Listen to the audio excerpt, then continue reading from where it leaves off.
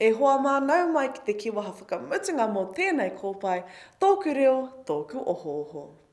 Our final kiwaha fix comes in the form of Parahutihuti ana te haere, or flat sticks. You know when you're watching kapahaka and then the kaia is getting all worked up inside and next minute she starts doing her thing and next minute after that the couple's all going out of control and super duper fast?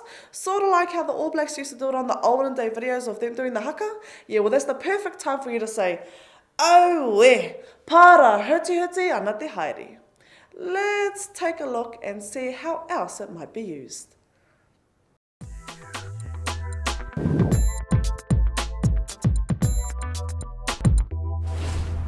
Wanna race? Wanna get beaten by a girl? Cheer, bro, look, he race get to Heidi. I'm in. I bet he's handy, but I don't know if she could ride. Oh my god!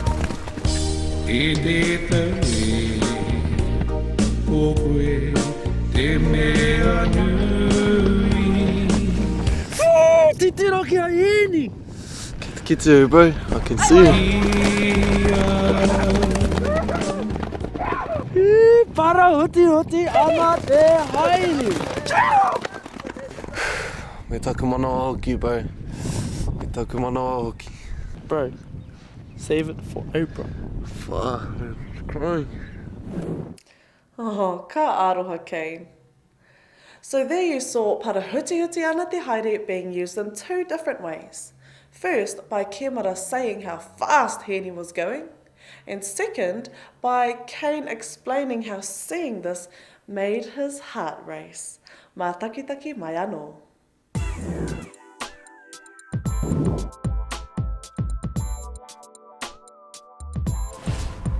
Wanna race? Wanna get beaten by a girl? Cheer, bro, look, he race get to Heidi. I'm in. I bet he's handy, but I don't know if she could ride. Oh my god!